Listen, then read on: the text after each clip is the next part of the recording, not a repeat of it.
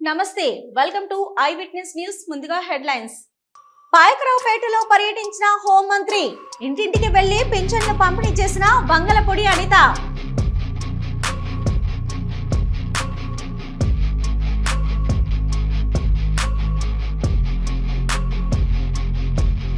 అమెరికాకి 11 ఏళ్లు పట్టింది. మోదీ 15 రోజుల్లో ఉగ్రవాదులను తుదముట్టించారు. కేంద్ర సహాయ మంత్రి బండి సంజయ్. తెలంగాణ రాష్ట్ర కురుమ సంఘం ఎన్నికల నిర్వహణకు ప్రత్యేక కమిటీ. సంఘ అధ్యక్షుడు ఎగ్గ మల్లేశం కురుమ వెల్లడి.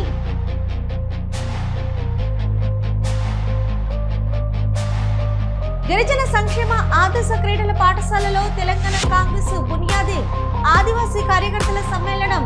పాల్గొన్న మంత్రి పొంగిలేటి. జూన్ 4వ తారీఖున జరగబోయే వెన్నుపోటు దినోత్సవం పోస్టర్ లాంచింగ్ కార్యక్రమం. పాల్గొన్న మాజీ పార్లమెంటు సభ్యులు మార్గాని భరత్రామ్, మాజీ ఎమ్మెల్యే తలారి వెంకట్రావు. ముఖ్యమంత్రి రేవంత్ రెడ్డిని కలిసిన హీరో నాగార్జున. కుమారుడు అఖిల్ వివాహానికి రావాల్సిందిగా ఆహ్వానం.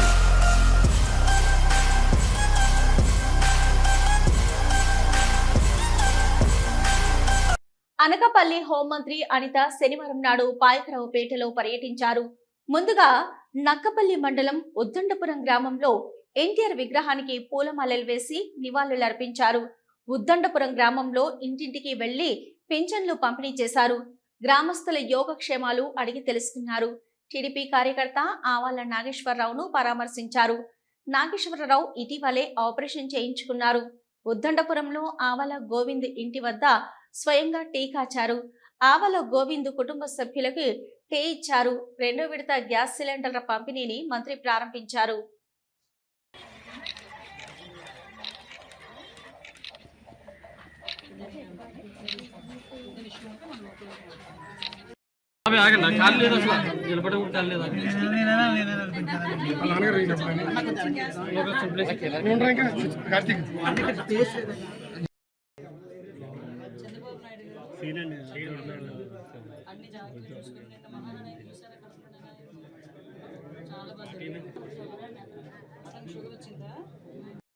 నేను చేశాను అన్న.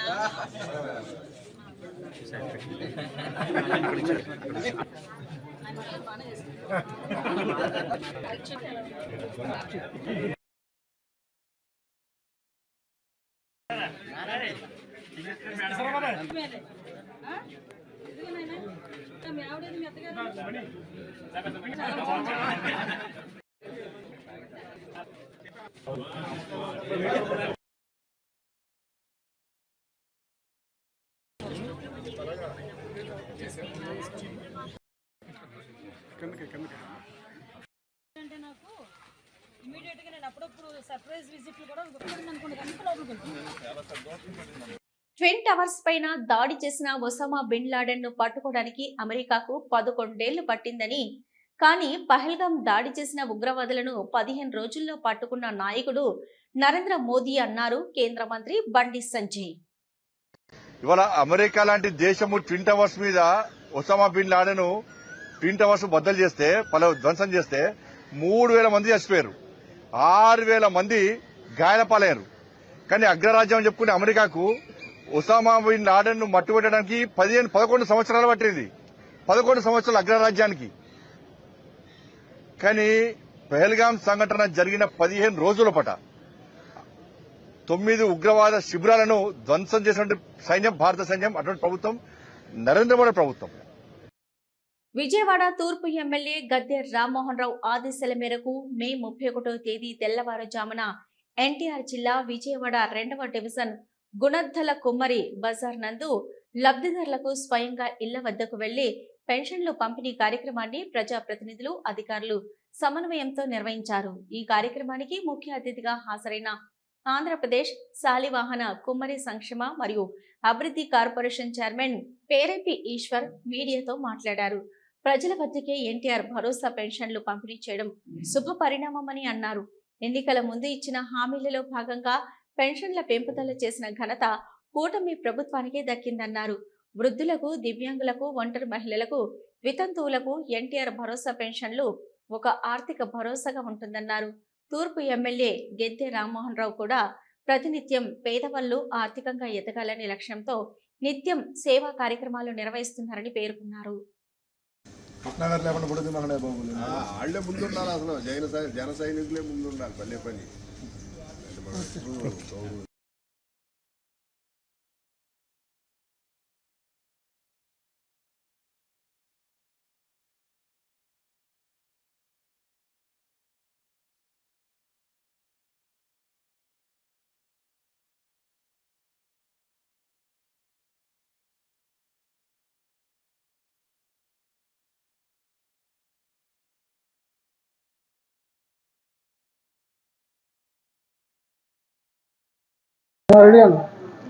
అందరికీ నమస్కారం.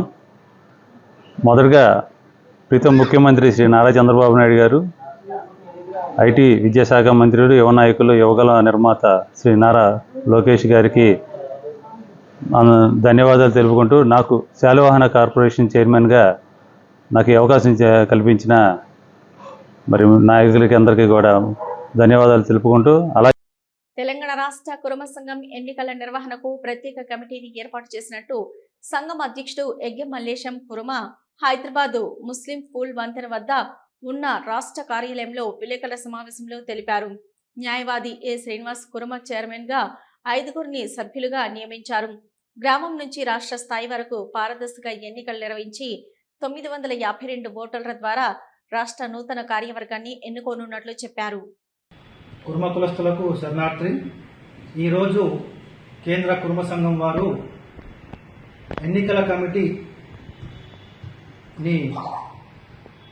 అపాయింట్ చేసి మాకు ఎన్నికల కమిటీ వారికి ప్రొసీడింగ్స్ ఇవ్వడం జరిగింది. దాంట్లో భాగంగా నేను ఆలెనూరు శ్రీనివాస్ అడ్వకేట్ చైర్మన్గా నన్ను అపాయింట్ చేశారు. తర్వాత సదానందం గారు ఆయన కూడా అడ్వకేటు, ఆయన మెంబర్గా.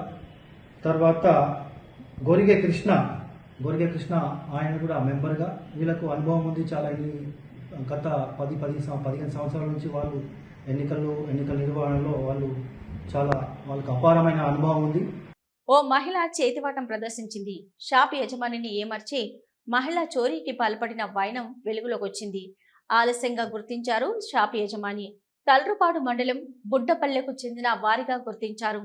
మార్కాపురం పట్టణంలోని ఓ ప్రముఖ షాపులో గురువారం జరిగింది ఘటన. ప్రతి ఏటా మే నెలలో ప్రకృతి ప్రియులను అలరించే మే పుష్పం సూర్యాపేట జిల్లా చింతలపాలెం మండల కేంద్రంలో వికసించింది. ఏడాదిలో ఒక్కసారి వికసించే ఈ పుష్పం ప్రకృతి ప్రియులను ఆకట్టుకుంటుంది.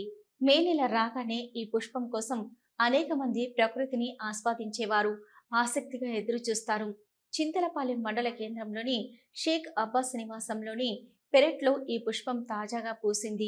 ప్రతి సంవత్సరం మే 15 తారీఖున పూసే పువ్వు ఈ సంవత్సరం మే 31న పూసిందని అన్నారు. సంవత్సరానికి ఒకసారి మాత్రమే పూచే ఈ మే పుష్పాలను గత 26 సంవత్సరాలుగా పెంచుతున్నట్లు ఆయన తెలిపారు. భద్రాద్రి కొత్తగూడెం పాల్వంచ మండలం కిన్నెరసానిలోని గిరిజన సంక్షేమ ఆదర్శ క్రీడల పాఠశాలలో 3 రోజుల పాటు జరిగిన తెలంగాణ కాంగ్రెస్ బునియాది ఆదివాసీ కార్యకర్తల సమ్మేళనం ముగింపు కార్యక్రమానికి రాష్ట్ర రెవెన్యూ, గృహ నిర్మాణ, సమాచార శాఖ మంత్రి పొంగులేటి శ్రీనివాసరెడ్డితో పాటు పలువురు ముఖ్య నాయకులు హాజరయ్యారు. రాష్ట్రంలోని మారుమూల గిరిజన ప్రాంతాల్లో శ్రమదానం చేయాలనే సంకల్పంలో భాగంగా కిన్నెరసాని గిరిజన గురుకుల పాఠశాలలో ఈ కార్యక్రమం నిర్వహించారు. ఈ సందర్భంగా మంత్రి పొంగులేటి శ్రీనివాసరెడ్డి ఇతర ప్రముఖులు పాఠశాల పరిసరాలను శుభ్రం చేసి శ్రమదానంలో చురుగ్గా పాల్గొన్నారు.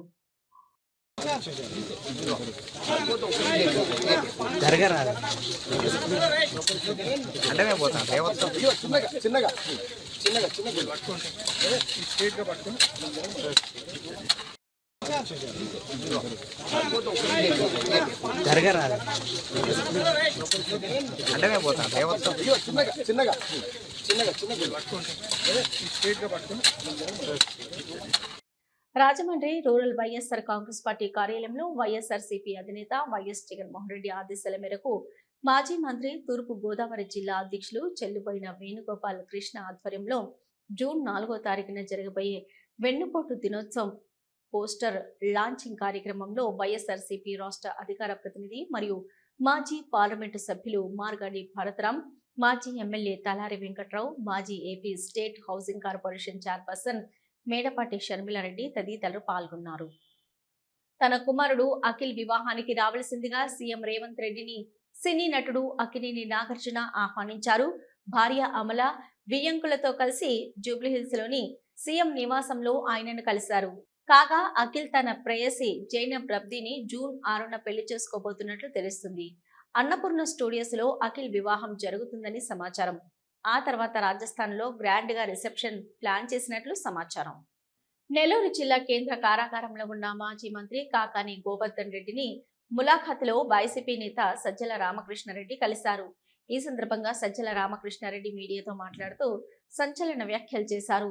రాష్ట్రంలో ఏడాది క్రితం అధికారంలోకి రాకముందు బరితెగించి రెడ్ బుక్ లో రాస్తున్నామంటే ఏదో అనుకున్నాం, కానీ ఇలా రాజ్యాంగ విరుద్ధంగా రాష్ట్రంలో రెడ్ బుక్ పాలన సాగిస్తారని ఊహించలేదు. కనీసం పొగ ఉంటే నిప్పుంది అనుకోవచ్చు, కానీ అసలు సంబంధం లేని విషయంలో అక్రమ కేసులు పెడుతున్నారని అన్నారు. ఎప్పుడో 10 ఏళ్ల క్రితం 5 ఏళ్ల క్రితం ఏదో జరిగిందని ఇప్పుడు కేసులు పెడుతున్నారు. సోషల్ మీడియా కేసులు మొదలుకొని ఇప్పుడు ఆ కేసుల పరంపర పరాకాష్ఠకు చేరుకుంది. అక్రమ కేసుల వల్ల సాధించేది ఏమీ ఉండదు. మా వైసీపీ నేతలను జైలుకు పంపితే భయపడతారని అనుకుంటున్నారు, కానీ జైలుకు వెళ్తే మరింత గట్టిగా తిరిగి వస్తారు. పోలీసులు గాడి తప్పితే ఎలా ఉంటుంది అనేది గతంలో బీహార్ తదితర రాష్ట్రాల్లో చూసాం, ఇప్పుడు ఆంధ్రలో చూస్తున్నాం. చంద్రబాబు విత్తన ఫలాల భవిష్యత్తులో చాలా ఘోరంగా ఉంటాయి. లారీలు పట్టుకొని బూట్కాలు పెట్టి కొట్టడం, బట్టలు లేకుండా డాన్సులు చేయడం లాంటి ఘోరమైన విషయాలు జరుగుతున్నాయి. సిస్టమ్ ఫెయిల్ అయింది. ఒకసారి సిస్టమ్ ఫెయిల్ అయితే ఎలా ఉంటుందో చంద్రబాబు ఊహించుకోలేరు. ప్రశ్నించే గొంతులు నొక్కితే వైసీపీ నేతలు ఆగిపోరు. జగన్మోహన్ రెడ్డి చాలా గట్టి నేత. ఎన్ని అడ్డంకులు ఎదురైనా దృఢంగా ముందుకు వస్తారు. మా ప్రభుత్వం వస్తే అన్ని తిరిగి చెల్లిస్తామని అన్నారు.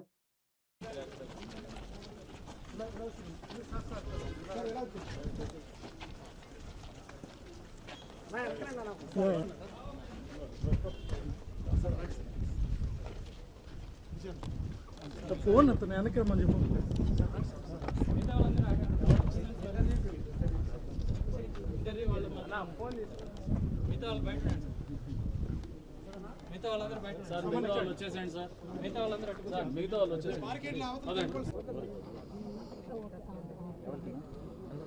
రాష్ట్రంలో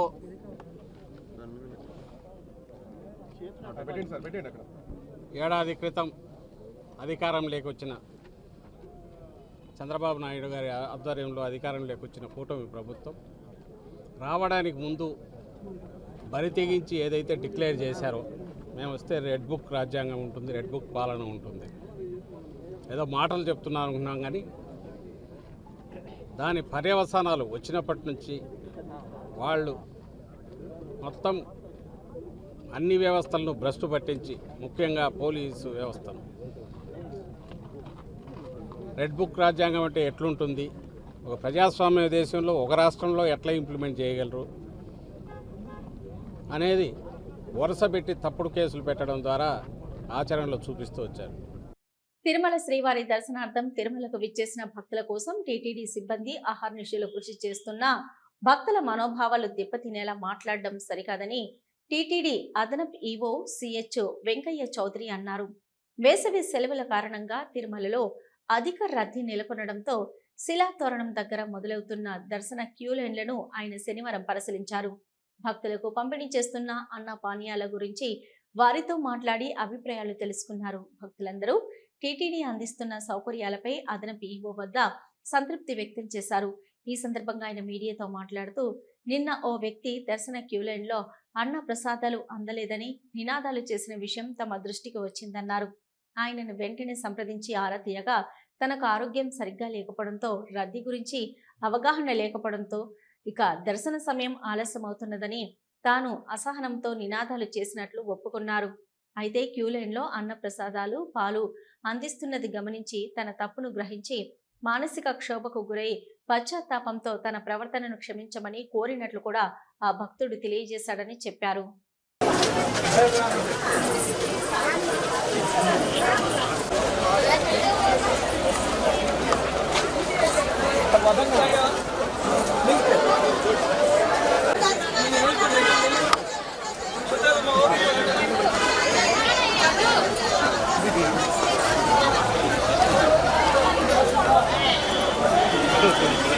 లాస్ట్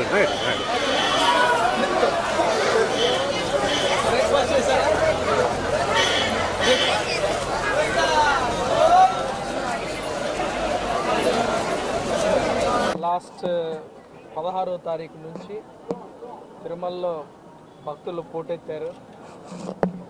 వీక్ డేస్లో దాదాపు 1,00,000 మంది వస్తున్నారు. రోజుల్లో ఎలా దర్శనం చేయించవచ్చు, వీకెండ్స్లో కూడా ఎలా దర్శనం చేయించు అని. ఆ రోజు పూజ టైం అయిపోయిన తర్వాత ఒక్కొక్క రోజు ఒక్కొక్క రకంగా మనకి దర్శనానికి టైం అవైలబిలిటీ ఉంటుంది.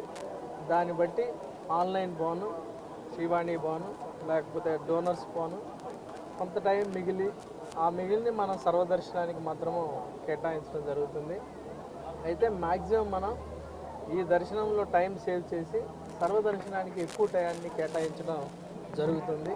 దానివల్ల ఒక రోజు సర్వదర్శనంలో 37,000 నుంచి 40,000 మంది టికెట్ లేని వాళ్ళకే దర్శనం చేపిస్తుంది. దాదాపు మోర్ దెన్ 60%, 70% టికెట్ లేని వాళ్ళకి మాత్రమే ఎక్కువ స్లాట్ లేని వాళ్ళకే దర్శనం చేయించడం జరుగుతుంది.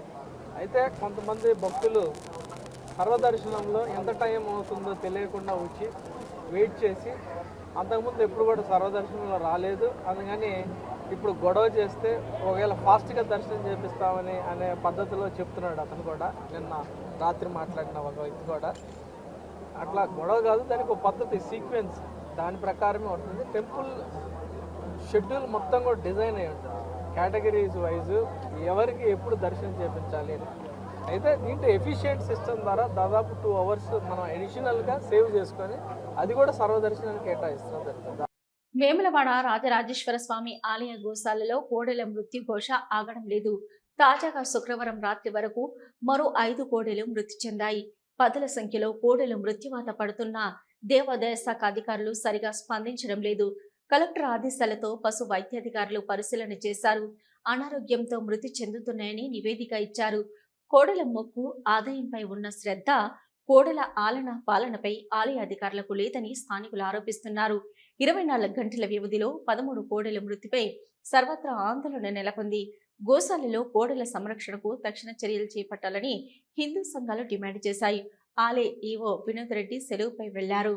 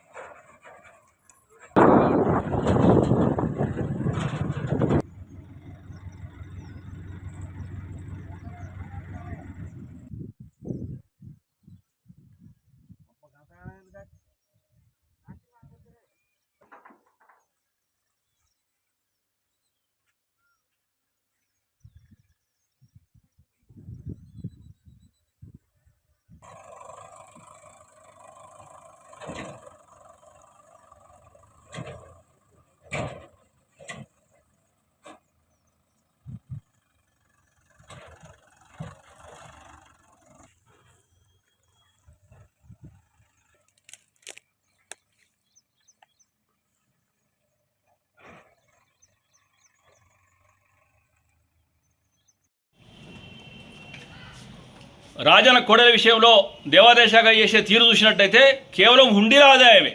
వాళ్ళకు రాజులకు సంరక్షణ విషయం అవసరం లేదు. ధర్మదర్శనం వచ్చి యాత్రికుల సదుపాయాలకు కూడా నిరీక్షణ చేస్తూ ఉన్నది. దాదాపు 200 కోడలు ఈ 2 నెలల 4 నెలలు చనిపోతే కూడా దానికి స్పందన లేదు. మరి ఈ రకం కొనసాగితే భక్తుల మనోభావాలు దెబ్బతినే ఒకసారి ఆలోచన చేయాలి. ఈవో గారిని అడిగితే అసలు రెస్పాన్స్ ఉండలేదు. కలెక్టర్ గారు నిన్న తూతు మంత్రంగా డాక్టర్లను తోలిన తర్వాత కూడా ఈరోజు మళ్ళీ 5 కూడా జరిపోతే దీనికి జవాబుదారు ఎవరు? మరి నిజంగా కూడా అక్కడ ఉన్న అధికారులపై చర్యలు ఏం చూసుకుంటారో తెలియజేయాలని డిమాండ్ చేస్తూ ఉన్నాము. అంతేగాక రెండోది కూడా వీటి పట్ల నిర్లక్ష్యం సహిస్తే మాత్రం పెద్ద ఎత్తున ఆందోళన కూడా చేస్తామని హెచ్చరిస్తూ ఉన్నాం. తెలుగు సినీ పరిశ్రమలో గత కొన్ని రోజులుగా నడుస్తున్న థియేటర్ల బంధు అంశంపై తెలుగు ఫిలిం ఛాంబర్ కీలక ప్రకటన చేసింది. విశాఖ దొండపర్తిలోని తెలుగు ఫిలిం ఛాంబర్ కార్యాలయంలో అధ్యక్షుడు భరత్ భూషణ్ అధ్యక్షతన కార్యవర్గ సమావేశం జరిగింది. ఇందులో ప్రొడ్యూసర్లు, ఎగ్జిబిటర్లు, డిస్ట్రిబ్యూటర్లతో పాటు సినీ పరిశ్రమకు చెందిన పలువురు ప్రముఖులు పాల్గొన్నారు. ఈ సమావేశంలో సినీ పరిశ్రమ సంక్షోభానికి కీలకంగా భావిస్తున్న సినిమా టికెట్ల రేటు, థియేటర్ల నిర్వహణ, పర్సెంటేజీలు, పైరసీ, రెమ్యునరేషన్లు, తిను బండారాల ధరలు వంటి అంశాలపై కూడా సుదీర్ఘంగా చర్చించారు. 3 విభాగాల నుంచి 9 మందితో మొత్తంగా 27 మందితో సమస్యలపై అధ్యయనం చేసేందుకు ఓ కమిటీని నిర్ణయించాలని సమావేశం తీర్మానించింది. త్వరలోనే కమిటీ సభ్యులను వెల్లడిస్తామని ప్రకటించింది. ఆంధ్ర రాష్ట్ర సంక్షేమ పథకాల్లో భాగంగా విశాఖ పశ్చిమ నియోజకవర్గంలో ఎన్టీఆర్ భరోసా పెన్షన్ ని ప్రభుత్వ విప్ ఎమ్మెల్యే గణబాబు గౌరీనగర్, తుమ్మడిపాలెం, సుభాష్ నగర్ ప్రాంతాల్లో వారి ఇంటి వద్దకు వెళ్లి గణబాబు గారి చేతుల మీదుగా అర్హులకు పంపిణీ చేయడం జరిగింది. ప్రభుత్వం ప్రజలకు అండగా ఉంటుందని భరోసానిచ్చారు.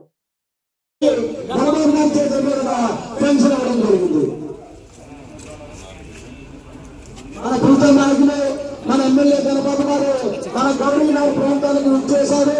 మన అర్హులైన వృద్ధులకు, వితంతులకు, వికలాంగులకు మంగమ్మ గారికి గణబాబు గారి చేతుల మీదుగా నేరుగా వారికి వెళ్ళి వారికి పెన్షన్ అందజేయడం జరుగుతుంది. మన గౌరీనగర్ ప్రాంతానికి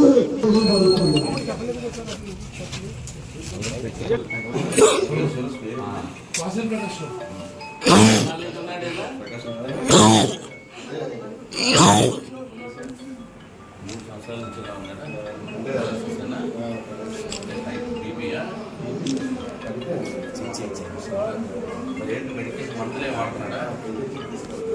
మందులు ఇస్తారా? పడుకోలే భోజనం తింటాడా?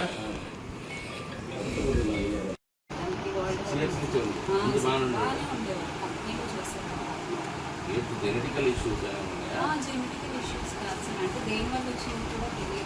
డయాగ్నోజ్ అవ్వలేదు అంటే వరల్డ్ వైడ్ మెడిసిన్ లేదు దానికి. మొత్తం అంటే కంప్లీట్గా బాడీ ఒక్కరితో ప్యారలైజ్ అయిపోతుంది. మాట్లాడలేదు, ఫీడింగ్ ట్యూబ్ తినలేదు. అదే 15,000 పెన్షన్ కోసమే వాళ్ళ పేరెంట్స్ లేదు సార్, గవర్నమెంట్ దగ్గరే. కానీ వాళ్ళ అమ్మగారు కూడా పెరాలసిస్ ఒక 8 years బ్యాక్ వచ్చింది. స్కూల్ వచ్చి ఆవిడ కొంచెం అంటే నడవగలరు, కానీ ఆవిడ కూడా ఇద్దరు ఆడపిల్లలు ఉద్యోగాలు చేసేవాడు. ఇప్పుడు దీనికి మెడికల్ని ఇది కదా, వీళ్ళు సార్ డిఎంహెచ్ పంపించండి. ఇలాంటి కేసు ఉన్నాయి సార్, నాకు ఆ కమిటీకి ఇవ్వాలి. ఎవరో ఒక నోట్ చేసుకోండి, తీసుకొని సార్ 15,000 ఎలిజిబులే. వాయిస్ కూడా చాలా వరకు కళ్ళే బ్లీచ్ చేస్తాను. నా వరకే హృదయం వ్యాధిలా ఉంది. ఎక్కడ చూపించారు? సిఎంసి వెల్లూరు, హైదరాబాద్. తీసుకెళ్ళావా? ఇవి ఇప్పటివరకున్న ఐ విట్నెస్ న్యూస్. నమస్తే.